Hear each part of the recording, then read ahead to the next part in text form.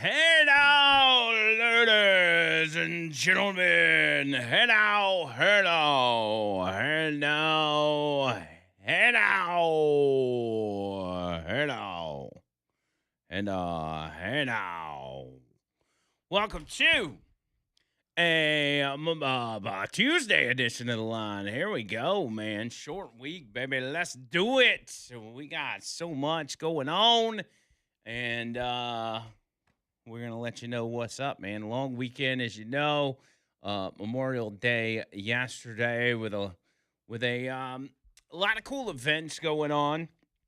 Saw a lot of red, white, and blue yesterday, and it gives you a sense of pride, sense of gratitude, I guess, more than anything, for those that had given the ultimate sacrifice. And, of course, Democrats did not share that sentiment, as most of them were out celebrating a dead drug addict named George Floyd, but that's neither here nor there. We'll get to that soon enough.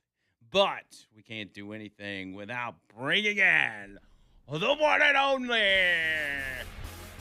John Bird, who has no voice today. But he's got two hands. Let's go.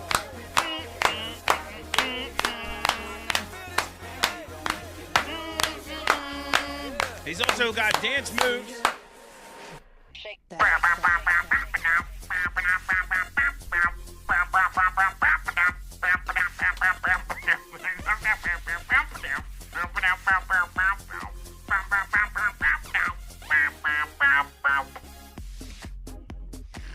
Oh, that was good. That was good.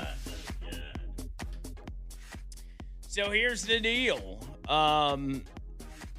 John Bird texted me a couple days ago, and he says, I don't have a voice. I did a gig, and I played, 40-something songs, and, I think I was sick on top of that, and my voice is shot, so I don't have a voice. And so here we are with a voiceless John, which makes nobody happy whatsoever. Hey, Andrew, what's going on, brother? Okay, so we've made some pre-prepared statements, huh? Okay. Not much, John Bird. Yeah, so that should be good. I hate that for you, though. I mean, talking is probably one of your biggest attributes. Yes. At least that's one of the things that you do the most. Yes. Okay. This is awkward. My voice hurts, so I won't be able to talk today. Okay. Well, we'll do without you. And I do want to say, though, I do want to keep the phone lines open. So what we will do, John Bird, I know we didn't discuss this, but if people call in, you can just pick it up and put them on hold, and we'll just go to it however we need to. It ain't no thing, man. What do you mean? I mean, you can just pick up the phone and put them on hold. You don't even have to say anything to them. You're absolutely right. When did you put these together if you don't have a voice? Okay, all right. That's enough of that. Trump is the man.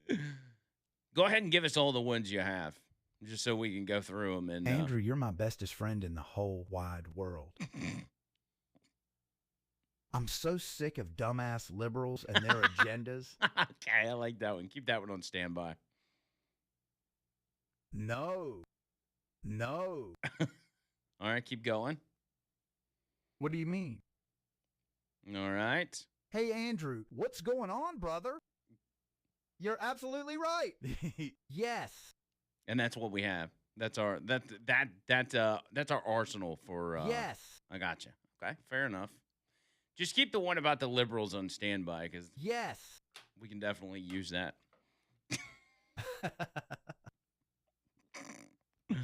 That's ridiculous. Anyway, I hope y'all had a great weekend. I do want to start the show by giving a shout out to Michael, a.k.a. King Rusty, who, John Bird, you probably remember this guy. We actually met him at this may have been the first time, or one of the first times we went out to O'Sherry in Moody, and he and his wife drove all the way out there from I don't even remember where they were from, somewhere in North Alabama, to come meet us and to come hang out with Yes. us.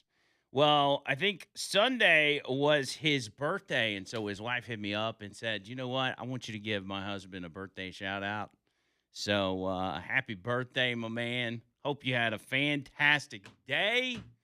And John Bird, are you crying? Are you getting emotional? He don't have a voice, so he can't respond. But he said, "Happy birthday." I feel like, honestly, I feel like when you talk, you know how, and I'm not making fun here, but you know how deaf people, when they attempt to talk, how they sound. That's kind of what it sounds like. My voice hurts, so I won't be able to talk today. I gotcha. But anyway, happy birthday, Rusty. Your wife reached out to us and wanted us to do that for you. So we hope you had a awesome day with the family and everything else, and had a good time. There you go, John Bird. You can that'll work. So there was a lot of stuff that went on over the weekend. One thing I did that I don't normally do is I watched a good chunk of NASCAR, and I made a point last week that, was we were talking about the Kyle Busch stuff, that I'm not a big NASCAR guy, but I vaguely kept up with it and have, for as long as I can remember, and I've been to Talladega a few times. But I wanted to see kind of what they did to memorialize Kyle Busch at the Charlotte race. And I actually started watching a couple hours early. And I thought what they did was pretty cool. They brought in a lot of the drivers to the commentary table in the time before the race, and they were kind of just reflecting on their relationships with Kyle Busch and what they knew about him and their experiences with him. And it was actually really emotional. I mean, several drivers got up there and were boo-hooing and everything else. And it was very reminiscent for me of when and I know I talk about wrestling a lot, but those episodes of wrestling after a wrestler had died, somebody that was currently wrestling, and how touching it was, how emotional it was. And so it was pretty cool to see. And obviously there were different memorials that they did. His wife and his kids were there, at least at the beginning of the race, as they wanted to honor them and make sure they knew that the NASCAR community was there for them. And, it's hard to imagine that as a wife, after losing your husband like that you would be able to show up at the race like that. But it's probably what Kyle Busch would have wanted her to do. So for somebody that was so hated in that sport, man, everybody was just showing massive amounts of love to the guy, which, I mean, obviously you don't want to speak ill of the dead, but I think behind the scenes, people thought a lot more highly of the guy than it seemed, on the surface. And so that was cool. There was also the Indy 500, which I don't watch any of that stuff. Apparently it was a super close finish. I don't even know who won. I don't know any of those drivers, but it's a big deal. So if you watch that, apparently that was very exciting. They also honored Kyle Busch on lap 18 of the Indy 500. I don't know exactly what they did. I just saw that. So anyway, we got a lot to talk about. I'm going to break it down for you when we get back on the other side. And if you want to get in, you know the drill. Oh, I got to do the Hey Now roll call. Let me not forget about that. Let's go. Let me do a little refresh to make sure we got who we got. Early birds are going to be Brandon, David, Rick, Craig, and that's it. And the number one spots on today's Hey Now roll call belongs to none other than Rusty. Hey now. Hey now. John Murray wants to comment on that, but he don't have a voice, so he can't say anything. He's just seen the look on his face. When y'all got to watch YouTube just to watch John Bird's reactions as we go through the show. And he says, "Hey now, King Rusty." And now I'm curious, is this the same Rusty that I was giving a birthday shout out to? Because it could possibly be. Is it? You think it is? You don't know. It might be. It might actually be. If it is, let us know, Rusty. Because he calls himself King Rusty on here. He may just be saying King Rusty because he always wins. But if that's the same Rusty, that would be hilarious. Jay at number 2, Shane at number 3, Hippie with the J's, Bubba Rumble, Gene Scott, Tommy Ron, Grumpy Old Goat, Cherry, Rudy, Stacy Heath, Rick, Trent, Joey, Leslie with the Oma Vols. Yeah, Vols baseball doing good right now. I'm loving it. Spook, P-Rad, Joe, Michael, Bo Darren, Bama Phoenix, Lily, everybody. Hey now, hey now, hey now. And you do you not have yourself doing a hey now on the soundboard? No? Great. I ran out of memory on the AI free account. Oh, you were using the free version. Yes. Well, if you would have let me know, we could have, we could at least purchase a month to get unlimited soundboard. We've got to be able to, be prepared for moments like this. So we need a vast soundboard that you can easily flip through and get what you need out of there. I do my best. I'm sorry I let you down. That's all right. 205-545-9950. That'll get you in. Rusty, send us your song, and we'll get it going right here on this edition of The Line. Back after this.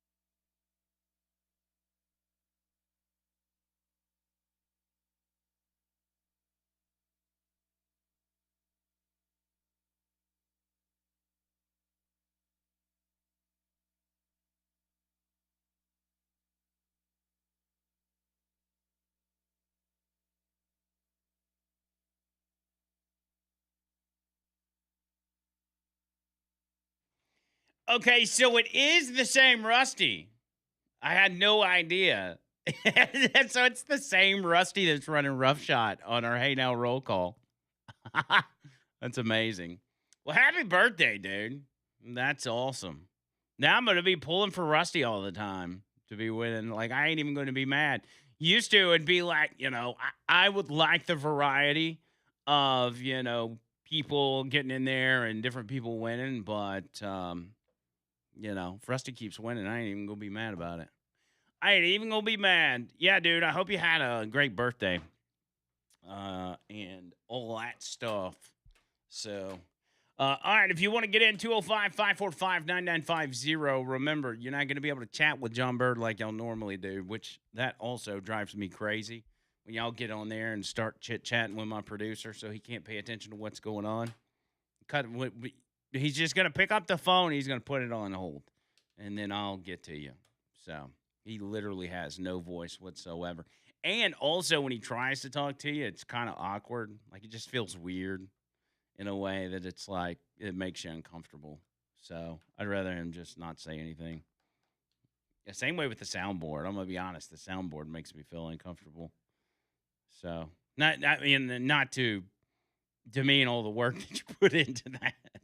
But I'm just saying. All right, let's get to it. Okay. All right. First off, I want to mention this, and this is kind of a move that was expected, but it's a big deal and pertains to those of you in Alabama. Apparently this morning, a federal court just invalidated Alabama's new 6 Republican, 1 Democrat redistricting map. So the new redistricting map that basically cuts our congressional representation from 2 to 1 on the Democrat side. So they're trying to eliminate 1 Democrat seat. They took it to a federal judge. The judge said, no, you can't do that. So the next step is it's going to go to the Supreme Court, where it's obviously going to be approved because it's already been ruled on.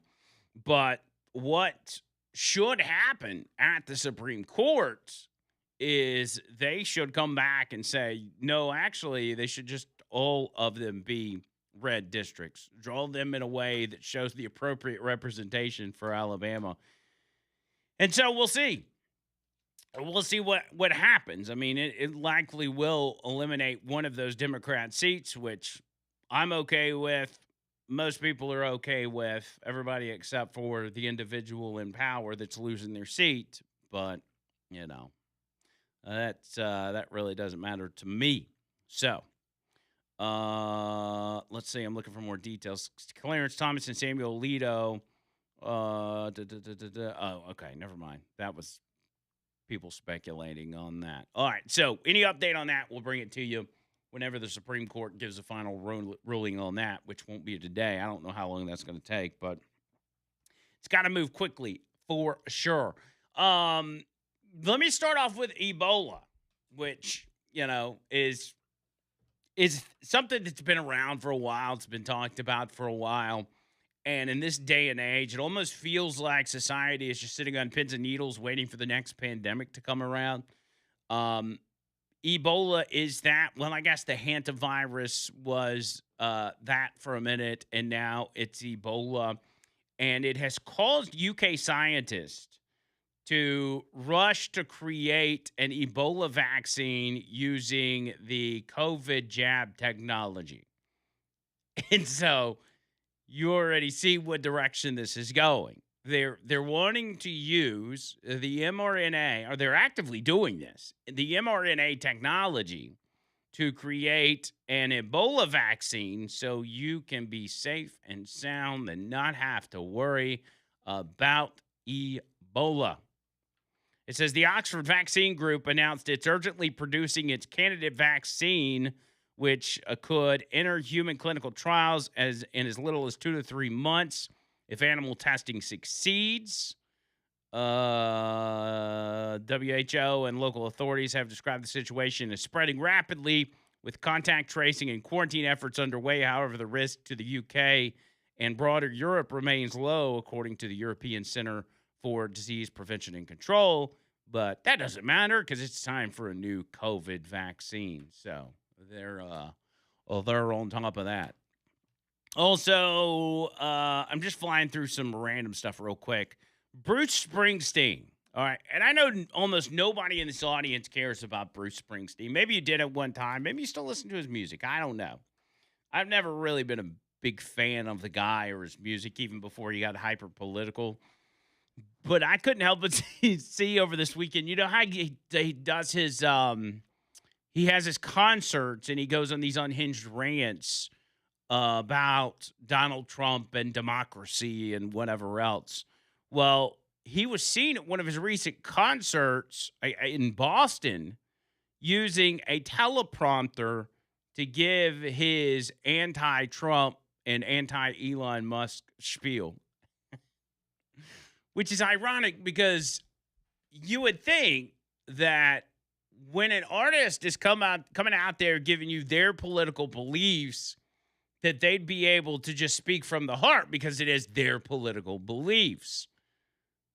But yet he's been reading it from a teleprompter, which makes you wonder, are those his political beliefs? I mean, I have no reason to believe that they're not. But why is it on a teleprompter? Why are you having to read it word for word? Do you have some overlord that's telling you what to say when it comes to political matters?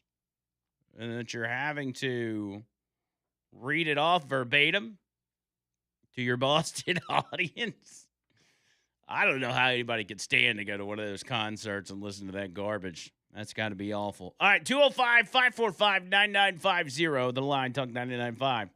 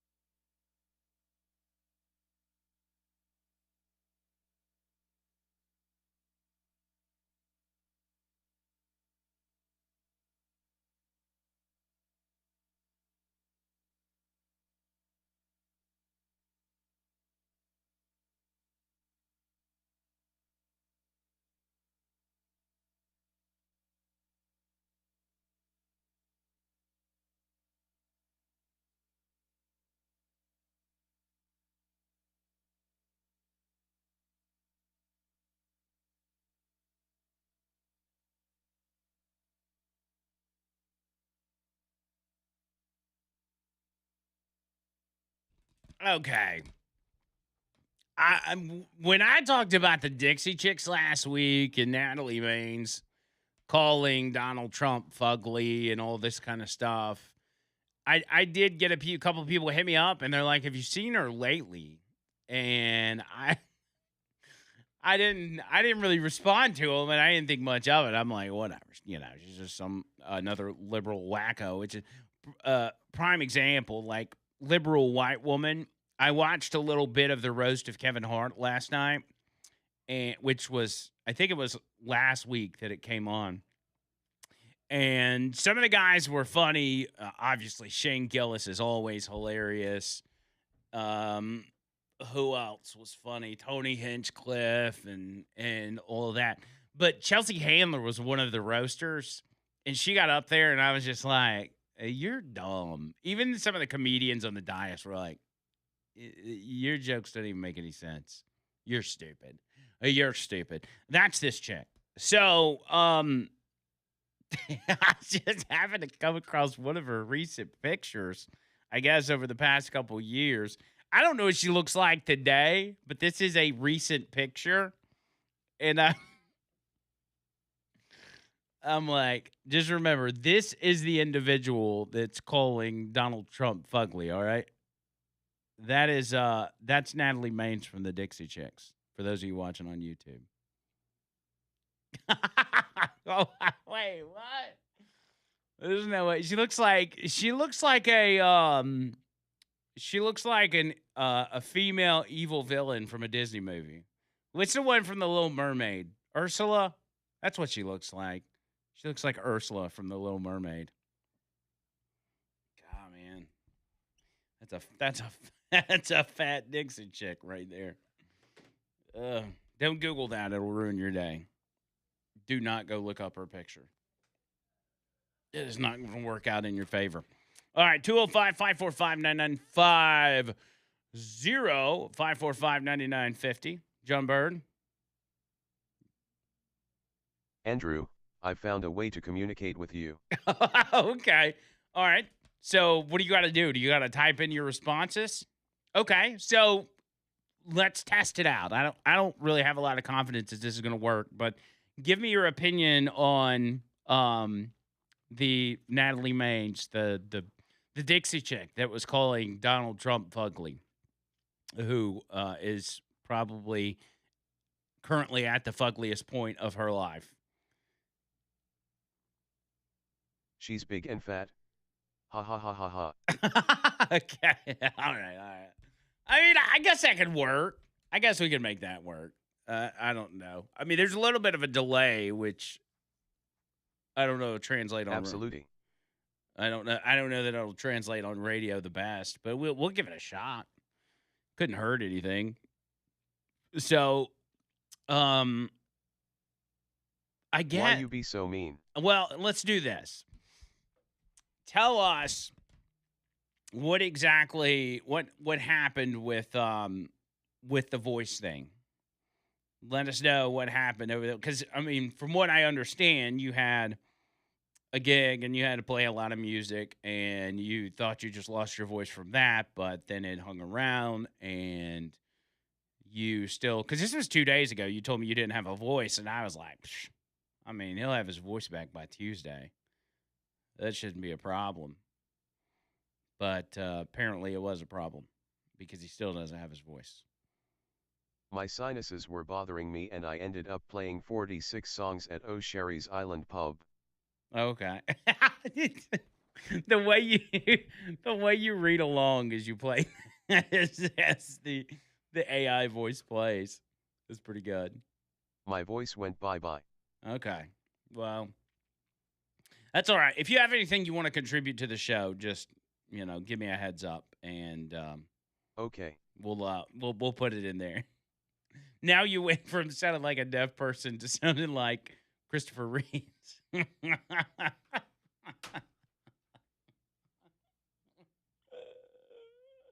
Don't be a jerk. I'm just saying. You should just be grateful that you've got a way to communicate to the audience. Does this mean no John Bird plays the guitar this Friday? Oh, I am. Oh, you are? He meant for the last. He was answering the last question. So, is there Jumper playing guitar? Jumper plays guitar this weekend. No. I mean, this Friday. No. Okay. Do you think you'll have a voice at any point during this week? But everyone wants you to sing. No, I'm not singing. What do they want you to play guitar and me sing? Yes. No, I'm not. No, I'm not doing that. There's no way. Do it for the Hey Now Nation. No. I'm not. I'm not gonna sing. Plus, you'll have. I mean, surely you'll have your voice back in the next couple days. Come on, man. No, I'm not doing it. I'm not doing it. Nobody wants to hear me sing. No, this voice stuff is bad. Is it? Well, I mean, are you ever going to get your voice back? Or is this a forever thing? Or do you know? Don't say that. No, I'm just asking. Like, have you been to the doctor? Like, do you have any sort of diagnosis? Any recovery time that you're aware of? No.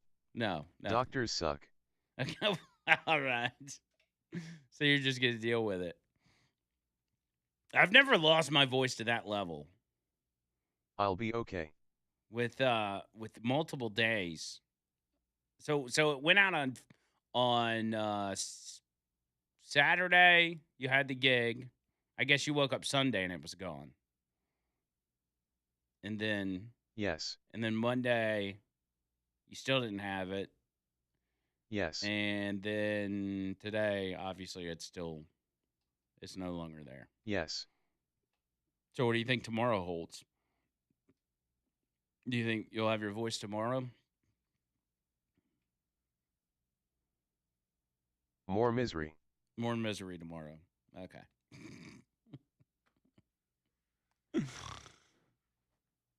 Maybe I can whisper. Yeah, maybe you can whisper tomorrow. That'll be fine. I mean, all you got to do is turn your mic up. You know, you've got the control of the volume, so you can do whatever you got to do to compensate for your voice. I do.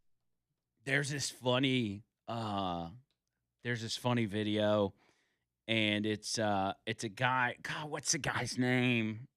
He's got some kind of crazy disability, and he's in a wheelchair.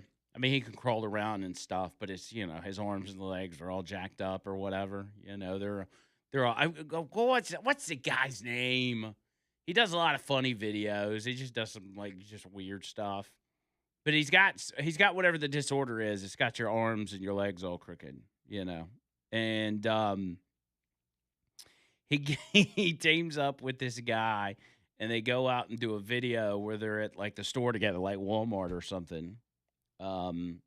And he types in on his machine that speaks these crazy offensive things to do to the people that they pass by, and to also the guy that he's with. I can't repeat what it said, but it's pretty funny. That's what that reminds me of, the voice. God, I wish I could remember that guy's name. We could do that with you, John Bird. Yes, we can. Anything for the content. By the way, shout out to Bubba and his crew for their brand new studio. They started in their brand new studio today. Wow. And man, that thing looks sweet. It looks sweet. All of our friends were down there helping them put it together over the past week, and looks fantastic. Fantastic. So anyway, all right, let's get it going. 205-545-9950. I do have a lot to get to. I'm kind of looking over what happened over the weekend. Pope Leo apologized for slavery, if anybody's interested in that. So does that mean racism's now fixed since the Pope apologized for slavery? He says he claims the church played a role in the transatlantic slave trade. And so this, every time, this always goes back to narcissism because you have to, and yes, the Pope is a very important person. I understand. But you have to think very highly of yourself to think that your apology does something to rectify what happened many years ago, stuff that you had nothing to do with, stuff that no living person today had anything to do with. The transatlantic slave trade. Like nobody. This is all woke BS. There's still slavery going on today, and none of these people that are apologizing for the transatlantic slave trade are mentioning any of the slavery that's going on today. Literal slavery. Don't even mention it. But they'll go on and they'll say, you know what? I'm so important that I can actually heal people by apologizing. My apology alone can fix all the wrongs that have been done by the church, by the Catholic Church. What an obnoxious individual you have to be to feel that way. Give me a freaking break. Pope Leo formally apologized for the Catholic Church's role in legitimizing slavery. The apology reportedly appeared in Leo's speech, some kind of speech, which focused mostly on artificial intelligence. He said it is impossible not to feel deep sorrow when contemplating the immense suffering and humiliation endured by so many. It was the first ever official apology, and it assigned blame to the Vatican for the slave trade. He said, "For this, in the name of the church, I sincerely ask for a pardon." He said the church's record on slavery is a wound in Christian memory. Okay, whatever. You want to seem like a loser? Get out there and start apologizing for the transatlantic slave trade. Because that you want a fast track to delegitimization, to people not taking you seriously anymore. Go ahead and start making that one of your top issues. People will stop taking you seriously. And the people that you think you're apologizing to could care less, because guess what? After you apologize, they move on to the next self-important person and have them apologize. And have completely forgotten about you. And probably will be back in a matter of a few months asking for another apology. The people you're apologizing to don't care about you. I hate to break it to you, Pope Leo. 205-545-9950. Let's talk a little bit about what happened on Memorial Day yesterday when it comes to our government officials, because not everybody celebrated Memorial Day and celebrated those individuals and those service members that gave the ultimate sacrifice. Some celebrated some other sacrifices. We'll talk about that next.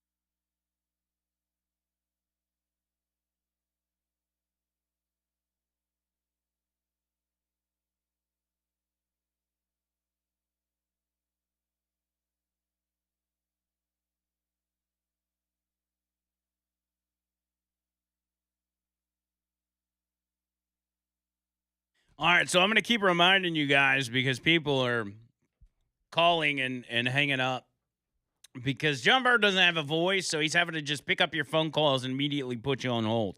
So if you call in and you just get put on hold, just hang tight and I'll come to you. Just be patient. Some of y'all aren't very patient, but y'all know how I am, man. I get the rambling, and it just goes and goes and goes and goes. Can I bring this up real quick? And I know this is not going to be important to a lot of people, but it does have to do with politics, and I didn't realize it until during the break. So I've been kind of dabbling in, for you wrestling people, all right? I've been dabbling in keeping up with this AEW stuff. Now, AEW, for those of you that don't know, it's, the WWE, which is kind of the premier main brand of professional wrestling. The other main competitor in that realm is a company called AEW, and they've been around several years, and they're funded by a billionaire named Tony Khan, I think is his name. And they put on a pretty good product, although they don't have as much steam as the WWE does. They just, they're just out there doing what they can, and they're toured, they have shows around the country and shows on TV every week and everything else. Well, they had a pay-per-view Sunday, I believe it was, called Double or Nothing, and they had a bunch of big bunch of big matches and everything else. Well, one individual shows up to the pay-per-view as kind of a guest appearance, not as a guy that's wrestling, but as a, doing a cameo or whatever. And it was none other than Mick Foley. And everybody knows Mick Foley, who is he used to be Mankind and Cactus Jack and Dude Love and all these different characters in WWE. He's a champion. He's in the WWE Hall of Fame. Like, he's been treated very well by the WWE. Well, he has recently developed a contentious relationship with WWE because he is an adamant liberal. I'll just call him an adamant liberal. And because of that, he has not taken kindly to the fact that Triple H, who is the guy that runs the WWE, has teamed up with the Trump administration for the presidential fitness test and to help get people healthy. So he has basically given the from some of the commentary I'm reading, he's given the WWE the middle finger because he doesn't like the fact that they're, legitimizing Donald Trump in any way, shape, or form, no matter how noble the cause. He doesn't like the fact that they're even speaking to him or working with the administration in any way. So he shows up on this other company show Sunday and says that he's part of that company now and that it was the greatest moment of his life. And I thought, with everything the other company did for you, from, multiple championships, multiple tag team championships, like he's been a mainstay on that program for decades. He's a Hall of Famer. Like, you go to this other company and that's the greatest day of your life. It's like, come on. Some people, the reason I bring this up is because some people let their politics infect them so deeply.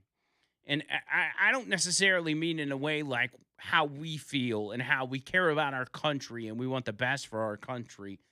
I mean in a way of it becomes so vitriolic and your identity becomes your hatred for one individual that it destroys people. It literally does. It destroys who they are. It destroys their mind. It destroys their soul. It destroys everything about them. And they don't even realize it. They continue to live in this way, but it makes you a miserable person. And the reason it makes you a miserable person is because you are putting all your eggs in the basket of hate.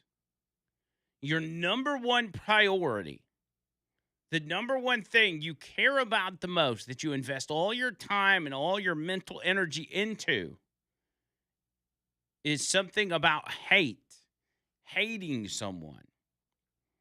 And when that is your life, when I don't remember who it was, Robert De Niro or whoever, talks about how they wake up every day and the first thing they do is look at the news headlines to see how Donald Trump is destroying our country. If you make your entire identity about hating someone, whether that's Trump or anybody, then it is going to destroy you from within. And it's going to make you a miserable human being. Because hate is always on your mind. Hate is always in your heart. You have no time for the activist work of being an ally or all this stuff about protecting your idea of acceptance and protecting the LGBTQ community and loving on the migrants and everything else. You don't have time for that because you have been consumed with the hatred for one individual who you feel like is doing all these other people wrong. And it makes you a miserable person. It makes you an ugly person. And so I've watched that. I've watched that happen to so many different individuals that it's kind of sad. And even for Mick Foley, which I met this guy, funny story, I met him one time at the comedy club at the Stardome. I was there seeing our boy Cassio Kid. He was opening, this was years and years ago. Mick Foley decided he was going to start doing stand-up, so he booked a gig at the Stardome, and our boy Cassio Kid was opening for him. So I thought, well, that's, two birds, one stone. Let me go check it out. I'm out in the parking lot smoking a cigarette, and this guy rolls up in this old beat-up Pinto, parks in the regular parking lot, and out jumps out Mick Foley with like a gym bag and a flannel shirt on, and he just comes trotting through the front door, and I'm like, what's up, dude? Super nice guy, especially at that time before Donald Trump was ever in politics, but now that stuff's ruined him like it has done for so many individuals in this country.